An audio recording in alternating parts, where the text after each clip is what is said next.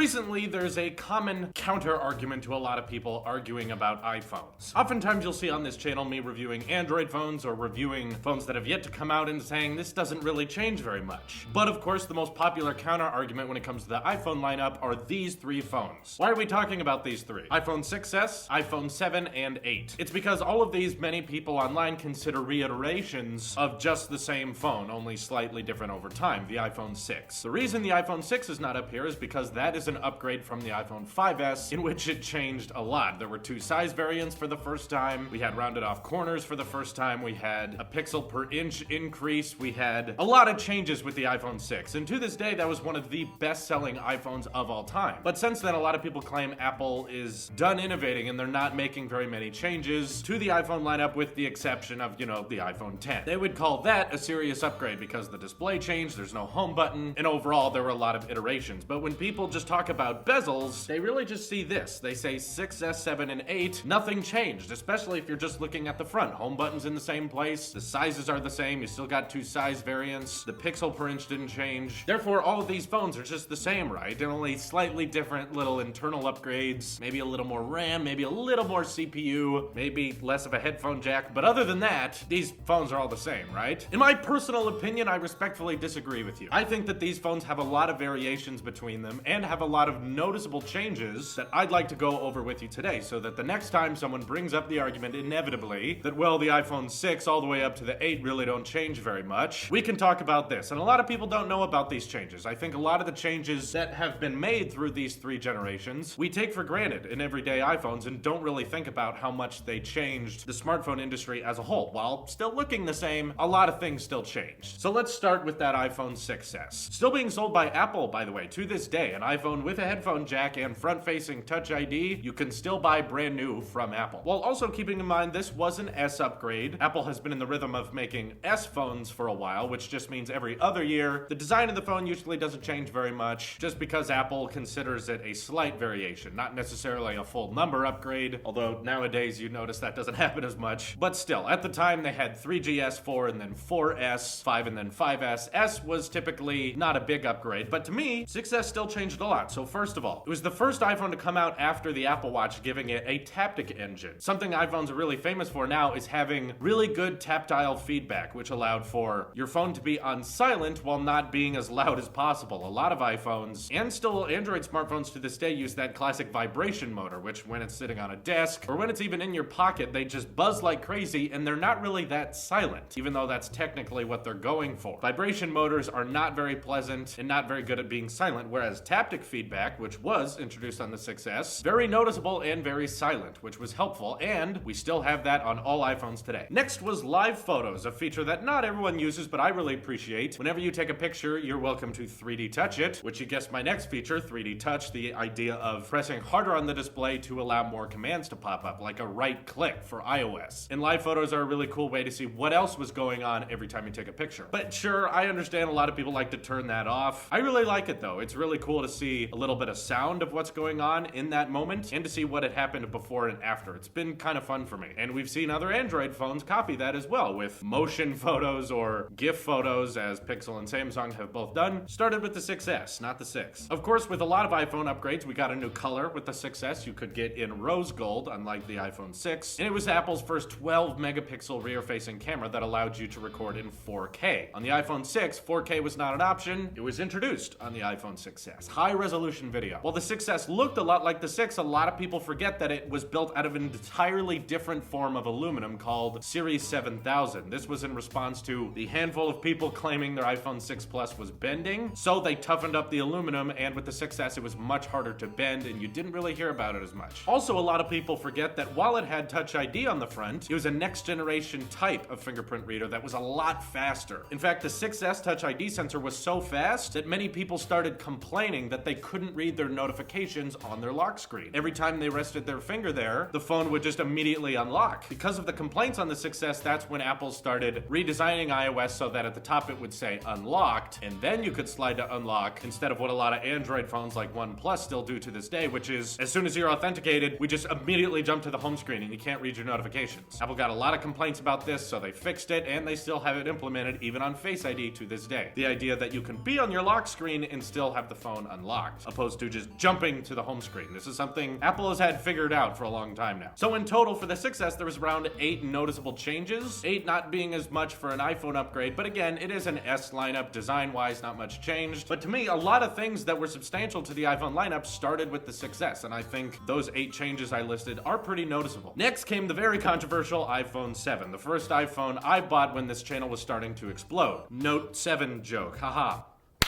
Killed it. Got it. So a lot of people also consider this an upsetting upgrade because it was an SS. They didn't think much changed between iPhone 6 and iPhone 7, whereas you'll find out today, I think the 7 had the most amount of changes. For one, it was the first iPhone with a dual camera. Not only was it dual, but that Plus model allowed for lower light photography. This was a needed change because the apertures on iPhones were pretty good, but not as low as the iPhone 7, and that was kind of a new step forward in low light photography. A lot of people also forget with the regular sized iPhone 7, not the Plus, it got the added optical image stabilization. Before the iPhone 7, you had to buy a Plus iPhone in order for the lens to be optically stabilized. With the 7, both variants had it, bringing down features that used to cost more to the cheaper models. Keep in mind, this came out before the Google Pixel, and neither size of the original Pixel got optical image stabilization. You had to wait a whole nother year until the Pixel 2 to get that. Also with the iPhone 7, it got water resistance, so this could go underwater for long periods of time, get lots of splashes, and stay perfectly fine. And it was the first iPhone to incorporate stereo speakers. The earpiece on the top got a lot louder, as did the speaker on the bottom, which was definitely a noticeable upgrade back when I got my 7 Plus. There was, of course, no headphone jack, which I think should be mentioned because this was the first time a usually standard port on a smartphone was going away. And now, as we can see, that's a very common thing with smartphones now, and there's only a handful of companies still keeping it around. There were about 2 smartphones that kept it before the iPhone 7, but the iPhone 7 was the one to modernize it. It's the first iPhone to make the home button solid state, so now it no longer clicked down, it was more of a taptic feedback, which made it a lot more silent and helped with the water resistance. There were less antenna bands on the back. They were able to shrink those down and make them less noticeable, especially on the jet black version. And one of the most amount of colors for a single iPhone ever, between rose gold, product red, gold silver, black, and jet black. No space gray, but luckily that came back. But still, a lot of colors for the flagship iPhone. It was actually the first iPhone to ever have the option of 256 gigabytes, which is still the standard for a lot of iPhones today, and a lot of people buy into that. A lot of people also forget that with the removal of the headphone jack, Apple was able to expand the battery on the inside of the iPhone 7. The smaller variant got a 2-hour increase in battery, and the 7 Plus got a 1-hour increase in battery. Heavy complaint with the 6S that was luckily improved a lot with the iPhone 7. So in all, not very many design changes, no, other than, you know, like the light camera bump on the back being a bit more molded with the aluminum. I still think a very significant upgrade. A lot of changes were made with the 7, especially noticeable ones of, well, for me being the stereo speakers, the solid state home button, and the longer battery lives. All things I think people switching from a 6S to a 7 would have appreciated and noticed as a significant upgrade. So 6S having 8 changes, iPhone 7 having 10. We then come to the last one of today, the iPhone 8, which technically in the lineup a lot of people think should have been called the 7S. I partially agree, but I could also see why Apple is saying this is a full number upgrade, because design-wise, a lot was noticeably different, switching to an entirely glass-back design. If this was a 7S, it would be Apple's most substantial S upgrade ever. While just looking at the numbers, I actually coincidentally found 8 noticeable changes between the 7 and the 8, but I also think it should be noted that the 8 came out alongside the iPhone 10, just about a month earlier, but again, unveiled at the same time. So when people say iPhone 6S to 7 and 8 all the same, I don't think we acknowledge enough that, okay, the 8 wasn't a whole year. The 8 and 10 came out simultaneously, and I think was more there for people who didn't want to spend $1,000 on an iPhone, or people who royally respected fingerprint sensors or didn't care about the bezel-less trend. They were just like, as long as the phone works and has some premium features, I'm okay with it. I don't need a notch. My fingerprint reader works just fine. That's who it was for. But we shouldn't really count 2017 as the year Apple just did the same design again. But even with ignoring the 10, the iPhone 8 did get a lot of enhancements over the 7. For one, of course, with that glass back, it got wireless charging, something that didn't come to the iPhone lineup soon enough. A lot of people bring that up with me. Drew, other companies had wireless charging first. Why don't you bring that up with iPhones? I agree, okay? If they would have introduced it on the 7, I would have tried the portless challenge back then. But a lot of people claim that I used to think wireless charging was a gimmick until Apple did it. I didn't really see it as not the way things are going. I saw it as people who have wireless charging aren't really using it. And until Apple does it, no one's really gonna start using it, because most people buying into Android don't spend that much money on accessories accessories or on their phone itself. If you just look at the Play Store, a lot less people spend money on there compared to the iOS App Store. That's why I brought that up so much when comparing Galaxy phones to the 7 and 6S. You had wireless charging, but I almost never saw my Android friends using it. They always just charged it the regular way. In fact, my friend who has a Galaxy Note 5, he never wirelessly charged his phone a single time until I bought one for my iPhone 8 Plus. Then he started using it because there was one in the room. Yes, they should have adapted it sooner, but you can't deny that it doesn't really become normal or standard until Apple starts doing it. That's when consumers actually start buying into it. The people who I know who switched to the iPhone 8 also claim that the glass, while a lot of people say it's more slippery, all of my friends say that the aluminum, since it has a more smooth finish, is actually a lot more slippier than the 8. The glass on it is pretty firm to hold onto, and several of my friends with 8 Pluses use them without a case and claim that the glass is fairly sticky to their fingers and is a lot easier, a lot grippier to hold compared to an iPhone 7 or 6S. So that was a significant design change with the 8. On top of that, it also added the True Tone display. A lot of people I know appreciate that. And just so we're clear, some people claim that why do you need your display to be more yellow tinted? Why would anyone want that? True Tone is not tinting your display to make it more yellow. That is something called night shift. Night shift is a feature that allows people's eyes to rest a little bit easier at night because most older displays have this tendency to tint more to the blue side, which is a bit sharper on the eyes, which is of course why I painted all these walls blue so everything would look sharp, but they're in the bokeh anyway, so whatever. But True Tone matches the color temperature of the room you're in, of the lights that are shining on your device, and that makes it look a lot more natural, more like a piece of paper would. And that's what Apple's going for, trying to make this experience seamless. And I think the reason True Tone goes unnoticed when people are just talking about the iPhone 8 is because you don't really notice that it's there until it's gone. I'm so used to having True Tone between my iPad Pro and my iPhone 10 that when I go back to an older phone, I go, why is this so heavily tinted blue? It's not a super noticeable change, but I think it's a good one, and it's something you did not get on the 7, but got on the 8. On top of that, the iPhone 8 stereo speakers were made even louder, and when I first got the 8 Plus, I really did notice that. I could crank up the volume and it got much more louder than it did on my 7 Plus. Several camera enhancements as well on the iPhone 8. We got portrait lighting that allowed the masking in the background to make some really cool effects. Some people don't really like it too much, but I found a lot of people in a lot of instances in which it makes photos look really good, and it's just one of those added features that you cannot get on a 7 that is available on the 8. Also, on the iPhone 8 and 8 Plus, we got 4K at 60, as well as slow motion video, 240 frames a second at 1080p, thanks to that new recording indec. Again, more recording resolutions that are available on the 8. Internally, we got the addition of Bluetooth 5.0, which allowed for Bluetooth devices to work from further away and establish more secure connections. Really helpful for technologies like AirPods. And as we're moving into a more wireless future, it's important to incorporate that type of advanced tech. And while it wasn't included with the purchase, you did have the option of even faster charging with the iPhone 8. I think the reason Apple didn't feel the need to include the faster charger with the iPhone 8 was that most people who buy Apple products own more than one, and there were likely a lot of people in my boat that already had MacBook chargers because we already have MacBooks, which meant that when I got my iPhone 8, I could have easily used the faster charging option just by using a USB-C to Lightning cable, which I have many, with my MacBook charger, and then it would have immediately started charging as fast as any iPhone has ever charged before. People don't really bring that up because Apple includes the 5-watt brick with the iPhone 8. I don't really agree with that, but via accessories a lot of Apple customers already had, you could easily charge the iPhone 8 much faster than the 7 or 6S. So overall, all the changes with the iPhone 8, while not as plentiful as something like the 7 or of course the 10, which everyone pretty much agrees a lot changed with that iPhone. Aspect ratio, pixel per inch, the way you navigated the phone between the home bar versus home button, Touch ID removal, the way the notch works with the OS, a lot of things changed with the 10. No one really disagrees with that, but I feel like these three iPhones, a lot of the time people bunch together and just say, well, not much happened in here. Whereas I've just made a whole video explaining how many things changed between all these phones, and I think they were noticeable changes. Probably with the most minimal one being the 8. I think it had many changes, but probably the least appreciated, but again, 8 came out alongside a much more significant upgrade, the 10, and while not having as many changes either, the 6S, while looking a lot like the iPhone 6, it is what Apple would consider an S upgrade, a slight upgrade. But you notice, I didn't even bring up the fact that all three of these iPhones got a new series of processor that allowed each of these to be one of the highest Geekbench scored smartphones of their time, if not the highest smartphone score of all time, especially with the iPhone 7 with the A10 Fusion chip. I think that was one of the most substantial CPU upgrades from Apple. A9 to A10 was extremely fast, and now A10 to A11, also one of the fastest smartphone processors on the market. I just incorporated that as a given. Of course these got faster. Even some ones I didn't bring up was the addition to True Tone Flash, the flash working better. Or the fact that not enough people appreciate every single one of these iPhones got a little bit thicker than the generation before. We used to have this problem with Apple saying, why do they focus on making things as thin as possible? Why don't we just have better battery lives or more features? Apple listened to you. Over the past 3 years, they've been making phones slightly thicker, but with better batteries and more features. All through these 3 generations, which I think have set the standard for the smartphone industry. And just because something has the same bezel layout, just because something has the same display size, does not mean that nothing changed. You should especially be concerned about this subject or comparing all these and saying they're basically the same as we look to our future, as in more and more smartphones are going forward with this bezel-less trend, and at that point, when all smartphones are just extinguishing bezels, every year there's going to be much